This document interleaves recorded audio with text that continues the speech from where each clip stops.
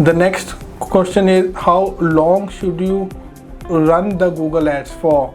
So now the thing with this is, the Google ads should run ongoing on month by month basis. We cannot set a definitive timeline so as to we only need to run it for 1 week or 2 weeks or for 1 month. The thing is, so if we are spending the money on Google ads account and we are getting the results, we are getting the ROI, then instead of thinking about how long that we should run the ads, we should think about how we can increase the impression share in the Google ads account by just increasing the spend.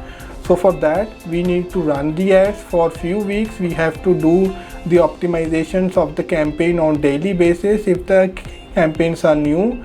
Then once the campaign gains traction, then we can do the optimization of the campaign like 2 to 3 times a week.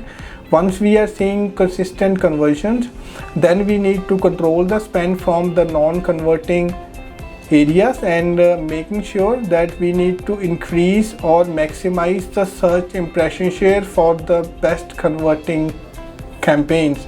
That's how we will be able to increase the spend, multiply the conversions, and then lower the cost per conversion.